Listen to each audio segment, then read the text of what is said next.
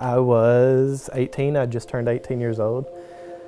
I was 2 weeks into my freshman year of college, so very little sleep.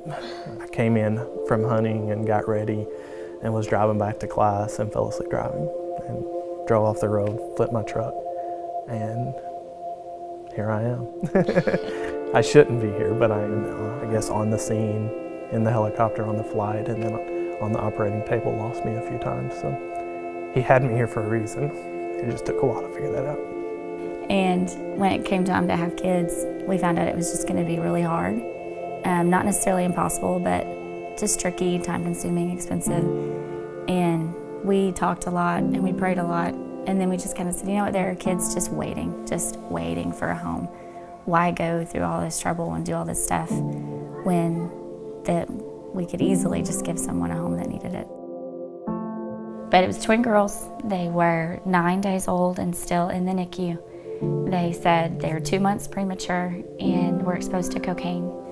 So, we got there and the doctor said, we don't really know what the future holds. They're too little to really know.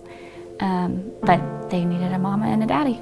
And then we finalized their adoption about 9 months after that. So we've been on the move ever since, non-stop go. Love is patient. Love is kind. It does not envy. It does not boast. They struggle some with attention, with sitting still. People tell me, your kids have lots of energy. I'm like, yes, they do. But considering what could have been with them not being in the right environment, it could have been bad. It could have been life-altering. They've overcome more in 5 years than most adults ever have to overcome. So they are my heroes, really. But rejoices with the truth. No, okay, text. No, let me the truth. We had the two girls and we were done. Absolutely done. Donesies, like done.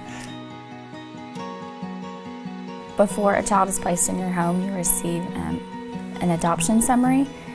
And in the summary it said that he didn't move his legs at all, that he was not able to sit or roll, he wouldn't talk, he wouldn't walk, he wouldn't make eye contact, and that the expectation was that he never would do those things.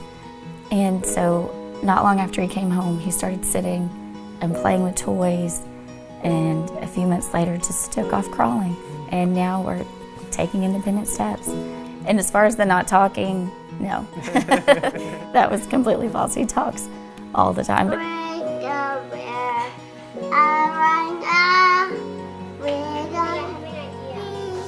A little boy that shouldn't be able to do anything, and he's walking everywhere, he's talking, he's playing, he's dancing, he's doing whatever he wants to. And I think that, as he grows and realizes stuff, that he's not like other kids. There are going to be hard times, but if you have a daddy that's been there,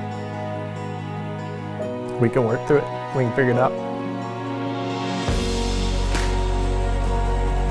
Right after his wreck, when the first responders were showing up and people were coming to help, they told him later that he was laying there saying, just let me die, just let me die. And he doesn't remember any of that because he was in shock, but begged everyone to just let me die. But I told him, I said, I'm so glad God didn't listen to you that day.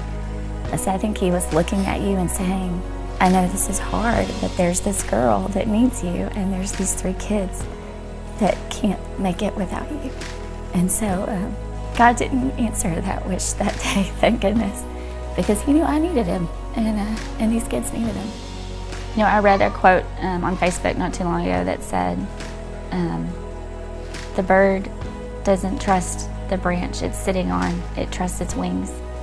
And I think as a parent, that's always your dream for your child, to know your branch is gonna break. Bad things are gonna happen, life is gonna be hard. For my kids, it's gonna be extra hard. But that's okay if the branch breaks, because you have wings and you can fly. And God gave you those wings for a purpose. I just want them to fly. I want them to do everything He has in store for them.